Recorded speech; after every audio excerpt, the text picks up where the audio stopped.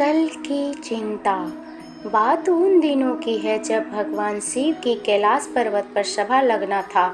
सभी देवतागण उस सभा में सम्मिलित होने थे। तभी भगवान विष्णु अपने वाहन गरुड़ जी के साथ कैलाश पर्वत पहुँचे। गरुड़ बहुत ज़्यादा तेज उड़ते थे, उसे रेस में कोई भी नहीं हरा सकता था। वे मिनटों में हजारों कोस दूर उड़कर पहुँच सकते थे। विष्णु भगवान महल के अंदर चले गए और गरुड़ जी कैलाश पर्वत की खूबसूरती को निहार रहे थे, प्राकृतिक दृश्यों को देख रहे थे। तभी उनकी दृष्टि छोटी सी सुंदर रंग बिरंगी चिड़िया पर पड़ता है। गरुड़ उन्हें निहारता ही रहता है और सोचता है, भगवान इसे कितना सुंदर बनाया है, ऐसा लगता है बस इसे देखता ही रहूं। तभी वहाँ यमराज जी भी आ गए।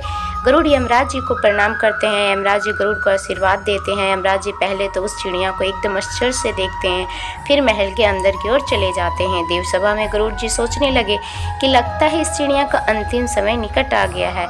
जब यमराज जी देवसभा से निकलेंगे तब इस चिड़िया को अपने भी साथ ले जाएंगे। यह सोच गरुड़ जी उस सुंदर चिड़िया को अपने पंजों में पकड़ लिया और वहाँ से बहुत दूर, लगभग हजारों कोस दूर एक सुनसान जंगल में एक पत्थर पर छोड़ दिया और अपने आप से कहने लगे, अब शायद यह चिड़िया यहाँ सुरक्षित रहेगी, इसे यमराज जी भी अभी नहीं ले जा सकते।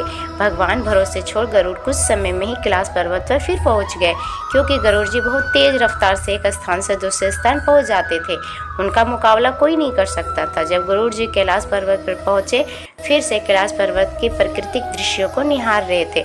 तभी देवसभा समाप्त हो गई। यमराज जी बाहर आए। गरुड़ जी यमराज जी से पूछ लिया, यमराज जी आप जाने से पहले एक चिड़िया को इतने आश्चर्य से क्यों देख रहे थे?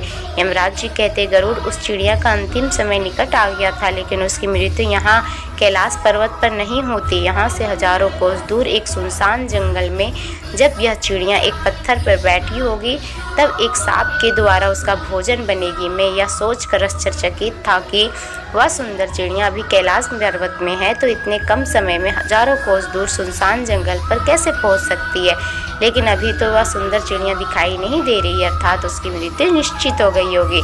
तब गरुड़ सोचने लगता, यह मैंने क्या कर दिया? मैंने उस चिड़िया को उस सुनसान जंगल में उस पत्थर पर छोड़ाया, अभी तक तो वह चिड़िया सांप का भोजन बन गई होगी और उसकी मृत्यु भी हो गई होगी।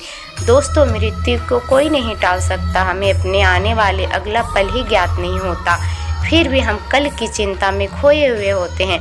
अतः आप हर एक पल को खुलकर जियो, उसका आनंद लिया करें।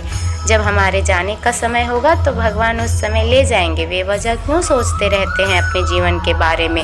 राधे राधे, हरि बोल।